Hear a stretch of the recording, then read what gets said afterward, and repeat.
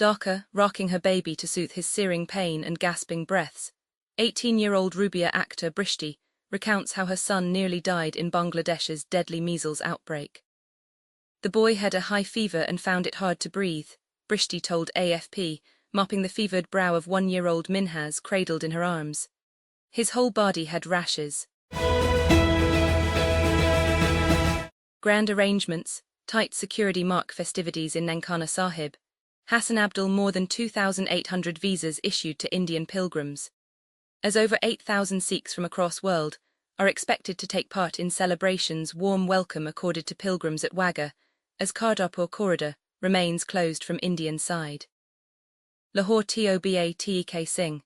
Around 2,238 Sikh pilgrims from India arrived on Friday to participate in Baisakhi festivities, as authorities rolled out elaborate arrangements and security measures for the annual religious event, officials said.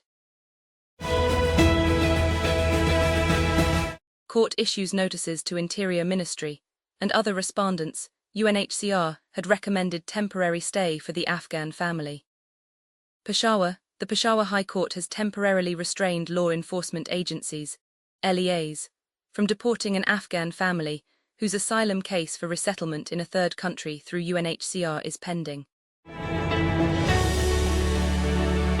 After 10 days, the 4 astronauts aboard the Orion spacecraft have returned to Earth, their mission around the Moon a success.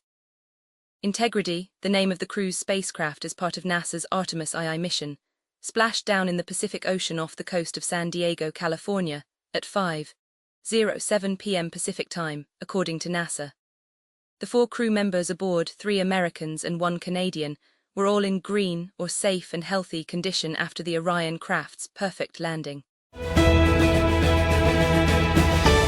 NASA's Artemis II crew of 4 astronauts from the United States and Canada are set to return to Earth on Friday after their historic trip to the far side of the Moon. Reed Weissman, Victor Glover, Christina Koch and Jeremy Hansen have spent 10 days aboard the Orion spacecraft. They are expected to begin re-entry at 7:33 p.m. ET with a splashdown of 8:07 p.m. Ascend Elements said on Friday it has started Chapter 11 bankruptcy proceedings in the U.S., a heavy blow to investors who had sunk nearly $900 million into the company. Lynn Austin, Ascend's CEO, announced the decision in a post on LinkedIn late Thursday night. He said the company faced insurmountable financial challenges.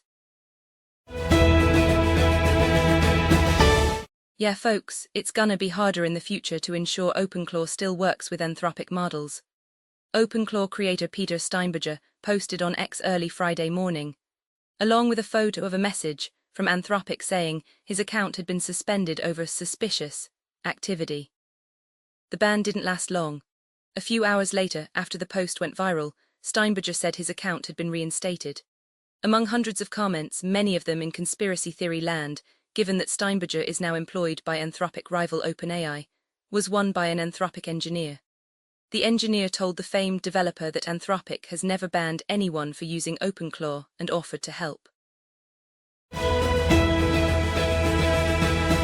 Prime Minister Shehbaz Sharif announced on Friday that the government was reducing the price of high-speed diesel, HSD, by Rs 135 per litre and that of petrol by Rs 12 per litre.